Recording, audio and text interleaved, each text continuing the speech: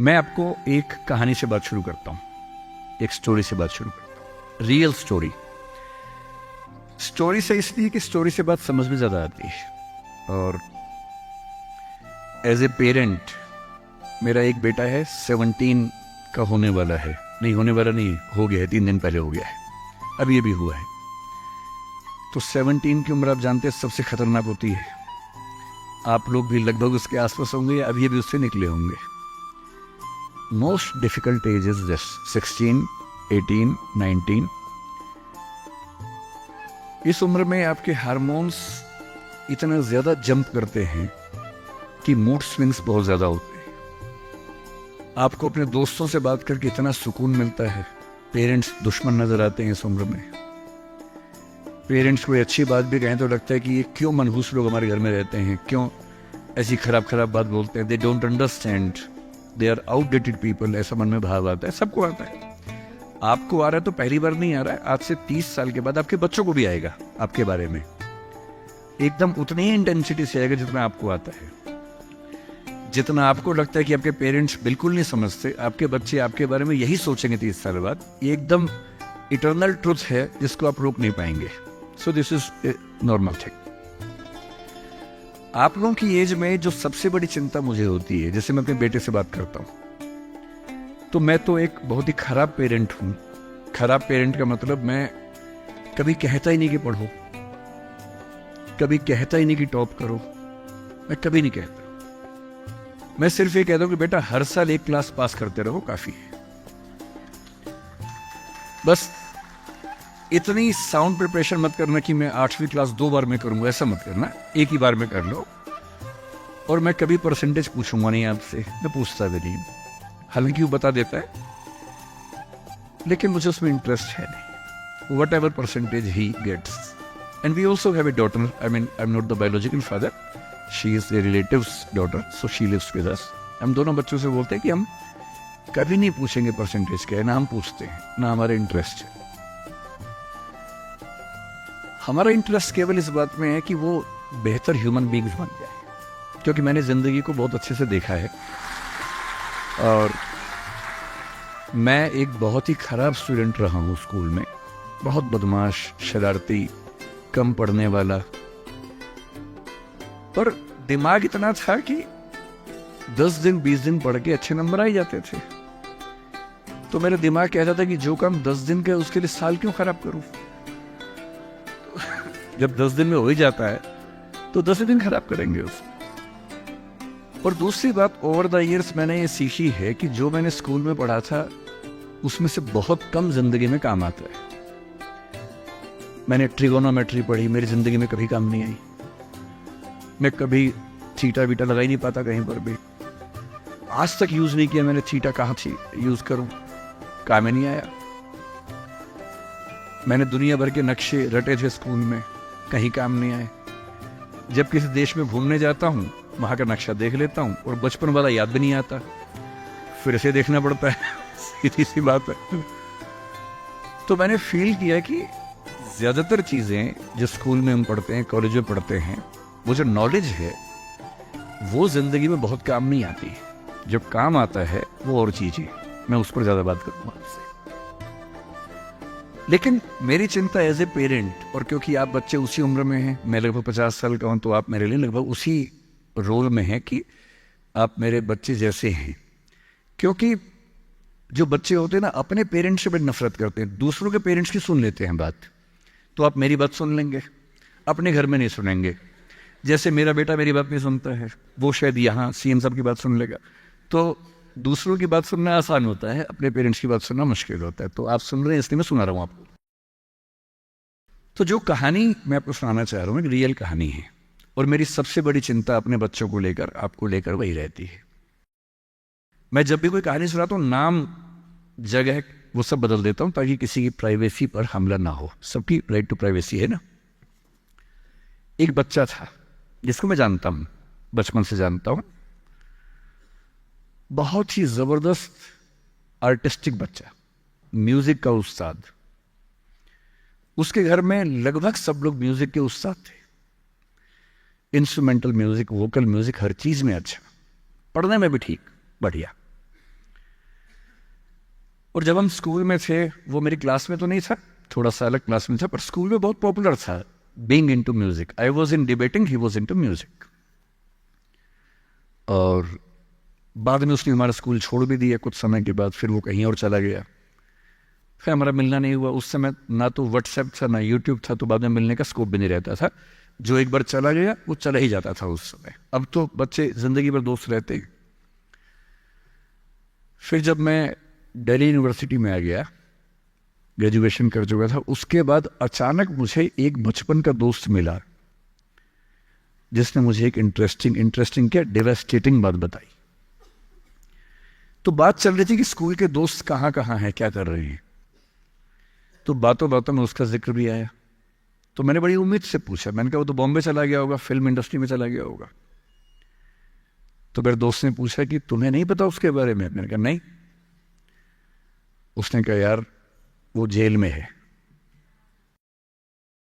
And he was one of the most creative students of our school. मैंने कहा jail में क्यों है? बोले सच में नहीं पता। मैंने कहा सच में नहीं पता मुझे। तो ग्रेजुएशन करने के लिए जब गया तो पता नहीं क्या हुआ, उसकी थोड़ी संगति खराब हो गई। बैड कंपनी जिसको हम बोलते हैं, जो इस उम्र में अच्छी लगती है, वही वाली। कॉलेज लाइफ में थोड़ी बहुत बैड कंपनी सबकी होती ही है, हल्की फुल्की होती है, एक सामान्य बात है। अच्छा, बच्चा बच्चा ना रहे ये भी तो अच्छी बात है ना, थोड़ा बचपन तो जीना भी चाहिए, थोड़ा शरारतें करनी भी चाहिए। पर किसी किसी का दुर्भाग्य होता है कि ज्यादा हो जाता है, उसके साथ ऐसा हुआ।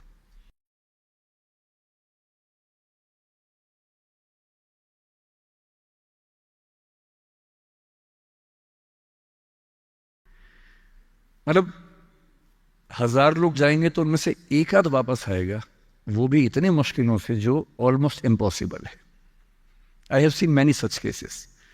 सोशल वेलफेयर डिपार्टमेंट से मेरे कई दोस्त ऑफिसर्स हैं, तो मैं उनसे जब पूछता हूँ बताते हैं, मैंने ऐसे लोगों को देखा है 10-10 साल से स्ट्रगल कर रहे हैं एडिक्शन से बाहर आने के, नहीं आ पा रहे, खत्म हो गए हैं। उस बच्चे को ड्रग्स की आदत पड़ गई कॉलेज में जाके, पेरेंट्स को पता ही नहीं था। तो जब पेरेंट्स को भनक लगी तो उसको दबाव बनाया कि तुम घर आ जाओ। अब वो जिस कंपनी में था, दोस्तों वाली कंपनी में, वहाँ अब ड्रग्स तो बहुत महंगे होते थे, पैसे घर से बहुत कम आते थे, जितने पैसे एक मिडिल क्लास फैमिली दे सकती है। अब वो घर से ज़्यादा पैसे मांगने लगा, पैसे मिलते नहीं थे। उसको अपने ही घर के लोगों पर गुस्सा आने लगा। तो एक बार वो अपने घर आया हुआ था छुट्टियों में, और वहाँ भी वो कुछ कुछ करता रहता था। उसके पेरेंट्स ने उसको बहुत समझाया कि बेटा ऐसा मत करो, और एक दिन इस बात पे झगड़ा बढ़ गया। भाई आप पेरेंट्स की चिंता समझेंगे आज से 30 साल बाद, जब आपके बच्चे इस एज में होंगे ना, आपकी नानी मर जाएगी उस समय। नानी मरना एक मुहावरा है, इसका मतलब बहुत चिंता में रहेंगे उस समय आप। और उस दिन पता नहीं क्या हुआ, एक झगड़ा हुआ, क्योंकि जो एडिक्शन के शिकार हैं उनका दिमाग उनके कंट्रोल में नहीं होता है। यहाँ तक कि जो ड्रिंक करते हैं, ड्रिंक एक लेवल से ज़्यादा कर लें तो दिमाग कंट्रोल से बाहर निकलने लगता है। ड्रग्स में तो ये एलिमेंट बहुत ज़्यादा होता है। और आधी रात को उसने क्या किया, उसने अपनी फैमिली के 5 लोगों का मर्डर कर दिया। मर्डर। उसने खाने में जहर मिलाया, लगभग सब लोग उससे मर गए। एक मेंबर नहीं मरा क्योंकि उसने खाना खाया नहीं उस दिन, तो उसको उसने अलग से मारा। और ये बात है जब उसकी उम्र लगभग 17-18 साल की थी, या 19 के आसपास रहा होगा। उसके बाद वो जेल गया। मुझे उसके बाद से पता ही नहीं कि क्या हुआ, फांसी हुई या उम्र कैद हुई या क्या हुआ, ना तो मुझे पता है ना मैं इंटरेस्टेड हूँ जानने में। मैं उसका नाम हम सब जानता हूँ, एंड 1-2 क्लास स्कूल में ऐसी थी कि वो हम आसपास थे, जानते थे, पहचानते थे एक दूसरे को। मेरी सबसे बड़ी चिंता ये होती है बच्चों को लेकर कि किसी भी गलती से वो ड्रग्स में ना चले जाएं। आप सबसे रिक्वेस्ट कर रहा हूँ हाथ जोड़ के, कुछ भी कर लेना, ये मत करना। बदमाशी करो, शरारत करो, थोड़ा इश्क विश्क होगा, करो, कोई दिक्कत नहीं। किसी को चीट मत करना, ड्रग्स में मत जाना, क्योंकि इन रास्तों पे जाने के बाद वापसी का रास्ता नहीं है, पूरी जिंदगी खत्म हो जाती है। एक शायर ने कहा है, बस एक कदम गलत उठाता राह शौक में, राह शौक का मतलब शौक के रास्ते पर चल पड़े थे, बस एक कदम गलत उठाता राह शौक में, मंजिल तमाम उम्र मुझे ढूंढती रही। मेरी मंजिल जिंदगी भर मुझे ढूंढती रही, कहां चला गया? सिर्फ एक गलती हुई थी और उस एक गलती ने कहीं का नहीं छोड़ा। आपको लग रहा होगा कि ये तो पापा जैसा है, प्रीच कर रहा है हमें, पापा डोंट प्रीच वाला भाव मन में आ रहा होगा अपनों के, पर मेरा काम ही है, मैं क्या करूं? मुझे जितनी चिंता अपने बच्चे की उतनी आपकी चिंता है, तो मैं तो बोलूंगा। आप मानेंगे नहीं मानेंगे आपकी मर्जी है, लेकिन ईश्वर ना करे कुछ गलती हुई तो बाद में आप इस बात को याद जरूर करेंगे कि किसी ने समझाया था हाथ जोड़कर, और हम उसके बाद भी नहीं समझे थे। कुछ भी करना, उस रास्ते पर मत जाना। और इस रास्ते पर लोग क्यों जाते हैं? इसकी जो साइकोलॉजी में सबसे बड़ा रीजन है, उसको पीयर ग्रुप प्रेशर कहते हैं। पीयर ग्रुप का मतलब है आपके दोस्तों का ग्रुप, गैंग, जिसको गैंग कहते हैं। जो डेवलपमेंटल साइकोलॉजी है, जो साइकोलॉजी स्टडी करती है कि बच्चे जैसे जैसे बड़े होते हैं उनकी साइकोलॉजी कैसे चेंज होती है, इसको बोलते हैं डेवलपमेंटल साइकोलॉजी। उसमें माना गया है कि ये जो एज है, टीन एज, ये गैंग एज है। गैंग एज का मतलब 3-4 दोस्तों का ग्रुप होता है, वो गैंग की तरह से ऑपरेट करता है। एकदम सीक्रेट्स रहते हैं उस ग्रुप में, आपस में बातें करते हैं, जैसी कोई आसपास से निकलता चुप हो जाते हैं। उनको लगता है कि उनके पास कुछ सीक्रेट इंफॉर्मेशन दुनिया की ऐसी है जो मोसाद और रॉ और इन्हीं सब के पास होती है, किसी के पास नहीं होती। जबकि वो जो बात कर रहे होते हैं उनके पेरेंट्स वो बात 30 साल पहले कर चुके हैं। वो ऐसी कोई बात नहीं कर रहे जो उनके पेरेंट्स को नहीं पता, वो सब बातें करके ही बड़े हुए हैं। पेरेंट्स भी तो बने ही है ना भाई, ऐसा थोड़ा ना, उन्होंने तो जिंदगी देखी है। पर उनको लगता है कि वो कुछ खास ऐसा जानते हैं। एक दूसरे पर ऐसा भरोसा, पेरेंट्स पर ऐसा अविश्वास, ऐसा उनको खारिज करने की टेंडेंसी, नॉर्मल बात है, कोई खास बात नहीं है, इस उम्र में सामान्य बात है। पर डेवलपमेंटल साइकोलॉजी जब हम पढ़ते हैं तो उसमें कहते हैं कि जो बच्चा होता है 1-2 साल तक का, उस पर सबसे ज्यादा असर उसकी माँ का होता है, क्योंकि माँ उसके लिए पूरा संसार है। उस बच्चे की 2 ही जरूरतें हैं कि जब वो गीला हो तो वो पहुंच दे, जब भूख लगे कुछ खाना खिला दे। शुरू के 6 महीने इन दोनों जरूरतों को जनरली उसकी माँ ही पूरा करती है। तो उसको धीरे धीरे लगता है कि जो माँ है ना, यही मेरा सब कुछ है, और माँ की हर बात को फॉलो करता है वो। 6 महीने के बाद थोड़ा सा बाहर का खाना, घर के बाकी मेंबर्स का असर पड़ने लगता है। 2 साल के बाद जब बच्चा पहली बार स्कूल जाता है, 2 या 3 साल के बाद, तो आप देखेंगे प्राइमरी स्कूल में टीचर्स आमतौर पे महिलाएं होती हैं, विमेन होती हैं, मेल्स नहीं होते हैं। उसके 2 रीज़न है। एक तो मेल्स में इतनी पेशेंस होती नहीं आमतौर पे। अपना ही बच्चा हो तो 2 मिनट के लिए चिकोटी काटना, प्यार करना ठीक है, 2 मिनट के बाद नहीं झेल पाते वो। और बच्चा अगर रोने लगे, उनके चश्मा उतार के मारे, थप्पड़ मार दे, मूंछ खींच ले, इरिटेट हो जाते हैं। 5 मिनट के बाद तो बच्चा पिटता ही पिटता है अपने बाप के हाथों। इसलिए बच्चे भी बाप के पास कम जाना पसंद करते हैं, जाते हैं 1-2 मिनट के लिए, फिर भाग आते हैं वहां से। इनको पता है कि ये जो ब्रेक इवन होने वाला है, टाइम आ गया है, अब इस टाइम पर निकल जाना चाहिए। मदर्स में बायोलॉजिकली भी और कल्चरली, सोशली भी ये वैल्यू ज़्यादा डेवलप हो जाती है कि वो झेल लेती हैं उस बच्चे की परेशानियों को। बच्चे बहुत परेशान करते हैं। अगर आप मुझसे पूछे इस दुनिया में सबसे मुश्किल काम क्या है, सबसे मुश्किल है बच्चे को पालना। इससे मुश्किल कोई काम नहीं है। छठी का दूध याद दिला देते हैं बच्चे। बच्चे को पालने से मुश्किल दुनिया का कोई काम नहीं है, और वो काम जनरली हमारे घरों में मदर्स करती है, जिनका इतिहास में नाम नहीं लिखा जाता, जबकि सबसे महत्वपूर्ण काम घर के अंदर वो कर रही हैं। इस बात की बहुत वैल्यू है।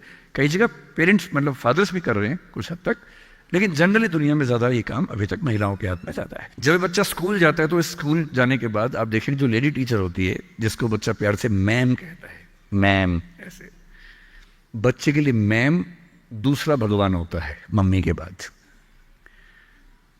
कुछ समय के बाद भगवान नंबर 1 मैम हो जाती है, भगवान नंबर 2 मम्मी हो जाती है। और अगर मैम ने कुछ कहा है और मम्मी कह रही गलत है, तो बच्चा घूर के देखता है कि तुम बताओगी मुझे, वो भगवान है वो तो मेरी। तो बच्चे को मैम पे भगवान जैसा भरोसा होता है। फिर जब वो बड़ा होने लगता है 10, 11, 12, 13 साल का,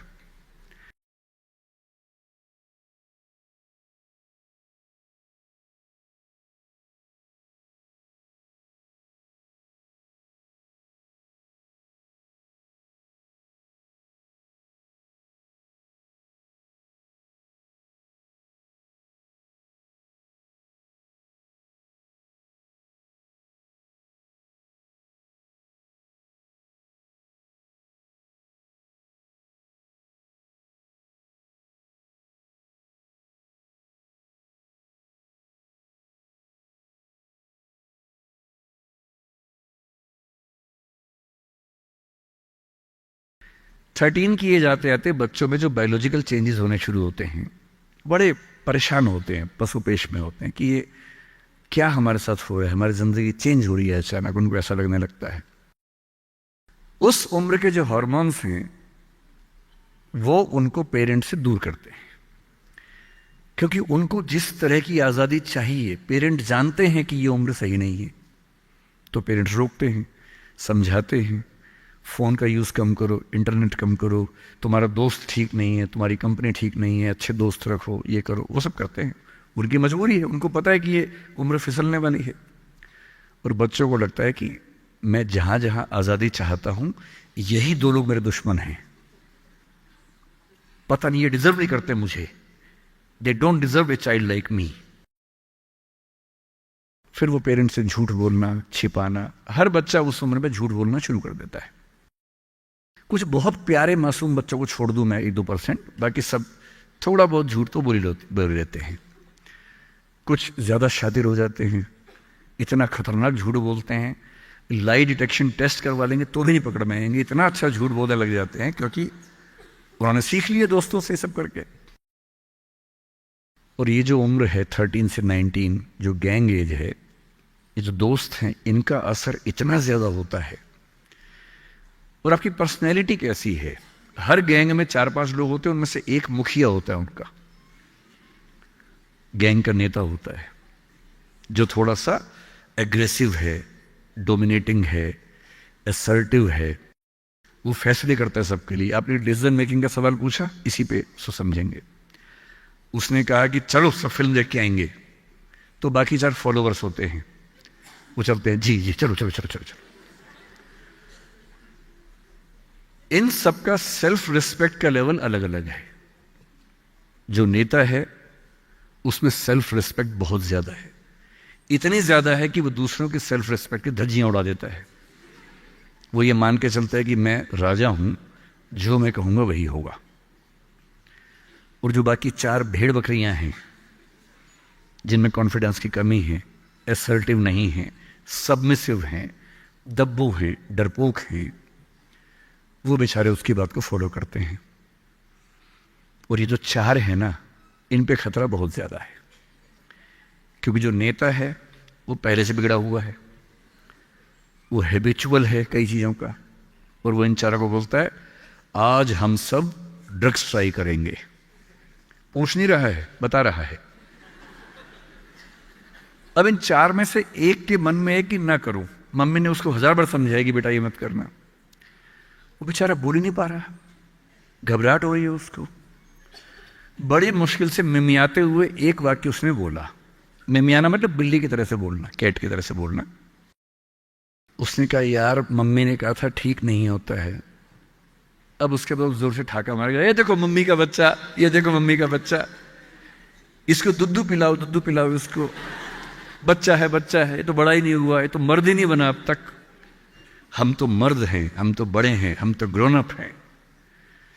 इस बच्चे की सेल्फ एस्टीम, सेल्फ रिस्पेक्ट इतनी कम है कि डर जाएगा, एकदम घबरा जाएगा। 3 लोग बोलेंगे अरे कुछ नहीं होता, अरे कुछ नहीं होता, आजा आजा आजा आजा, अरे कुछ नहीं होता, कर ले ट्राई, हम भी तो कर रहे हैं, कर ले ट्राई। और इसी प्रेशर में ये बच्चा पहली बार ऐसी गलती करेगा। और मैंने पहले ही कहा कि रास्ता एक तरफा है, वापसी का रास्ता नहीं। इस प्रेशर को बोलते हैं पीयर ग्रुप प्रेशर, दोस्तों का प्रेशर। मैं अपने बच्चे को केवल एक बात सिखाता हूं, बाकी पढ़ाई लिखाई तो मुझे पता है जिंदगी में जब कोई करना चाहेगा कर ही लेगा। इंटरनेट की दुनिया में, गूगल की दुनिया में आप क्या, मतलब मैं क्या पढ़ा दूंगा आपको, टीचर क्या पढ़ा लेंगे, सब गूगल पे उपलब्ध है, सब ऑनलाइन अवेलेबल है। जो टीचर बनना चाह रहे हैं समझ लें, अब टीचर का काम नॉलेज देना नहीं है, नॉलेज आपसे ज्यादा, आपसे बेहतर गूगल पे है। अब आपका काम उससे ज्यादा बड़ा है। क्या है अभी डिस्कस करेंगे। मैं केवल एक बात पे फोकस करता हूं कि मेरे बच्चे या आप लोग पीयर ग्रुप प्रेशर से बच सके। मैं खुद बचा था, अच्छे से बचा था। मेरे पेरेंट्स की भूमिका थी। मैं जिस हॉस्टल में रहा उस हॉस्टल में लगभग सब ड्रिंक करते थे कॉलेज के दिनों में, मैं नहीं करता था। मुझे कभी जरूरत ही नहीं लगी उस चीज़ की, तो नहीं लगी तो नहीं किया। अच्छी बात सिर्फ इतनी है, मैं ये नहीं कह रहा कि ड्रिंक करना अच्छी बात है कि बुरी बात है, वो तो इंडिविजुअल फैसला हर किसी का है, लेकिन मैच्योर होने के बाद, बचपन में नहीं। मैं सिर्फ ये कहना चाह रहा हूं कि अगर 4 लोग मुझ पर दबाव डालें और मैं उनके दबाव में आ जाऊं, ये ठीक नहीं।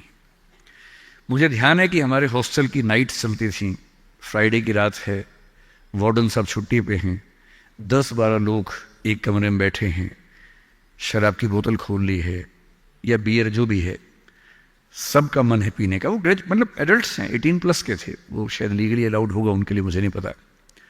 और जो लोग नहीं पीना चाहते उनको दबाव बना रहे हैं कि पी के दिखा, तू मर्द है तो पी के दिखा, बड़ा हो गया तो पी के दिखा। जब भी कोई ऐसा दबाव बनाए ना, इतना भी दबाव में नहीं आना है। जैसे कोई बोले बड़ा है तो पी के दिखा, आपको बोलना है मैं इसको पिए बिना ही बड़ा हूं। मर्द है तो पी के दिखा, मैं इसको पिए बिना ही मर्द रहता हूं। तुम इसको पी के मर्द बनते हो, हम ऐसे ही मर्द हैं भाई। दोस्त नहीं है क्या हमारा? तो क्या बोलना है, अगर तुम्हारी दोस्ती के लिए मुझे पीनी पड़ेगी शराब, तो मेरी दोस्ती के लिए तुम छोड़ क्यों नहीं सकते? अजीब बात है भाई। दोस्त, क्या मैं ही तुम्हारा दोस्त हूं? तुम मेरे दोस्त नहीं हो? तुम्हारी दोस्ती के लिए मैं ड्रग्स लेना शुरू कर दूं और मेरी दोस्ती के लिए तुम छोड़ नहीं सकते? अगर तुम छोड़ नहीं सकते तो मैं ले नहीं सकता। और दोस्ती अपनी जगह है, हमेशा ध्यान रखना। भूल के भी कभी कोई ऐसी डिमांड मत करना जो दोस्ती की हदों से ज्यादा जाती हो। मैं साफ कह रहा हूं, मैं ड्रग्स के रास्ते पर नहीं जाऊंगा, ये काम मैं नहीं करूंगा। मुझसे दोस्ती रखनी है, इन शर्तों के साथ रखो। मैं किसी दबाव में ना आया हूं ना आऊंगा। इसको बोलते हैं असर्टिवनेस। अपनी शर्तों पे जीऊंगा, किसी के दबाव में नहीं जीऊंगा। जो गलत है गलत है, नहीं करना है तो नहीं करना है। एक शायर ने बड़ी अच्छी बात कही इश्क के बारे में, लेकिन यहां अप्लाई होती है। उसने कहा, वो नहीं मेरा सही, उससे मोहब्बत है तो है। भाई किसी से मोहब्बत है, नहीं हो पाया मेरा, कोई बात नहीं। वो नहीं मेरा मगर उससे मोहब्बत है तो है। अब ये रस्मों और रिवाजों से बगावत है तो है। अगर मैंने एक सही बात कह दी और वो रस्म रिवाज के खिलाफ है तो है, मैं क्यों डरूंगा? जो मुझे ठीक लगा, अपने ईमान के मुताबिक लगा, मैंने कहा वो मैं करूंगा। तो जो बात मुझे अपनी ओर से शुरुआत में कहनी थी मैंने आपसे कही है।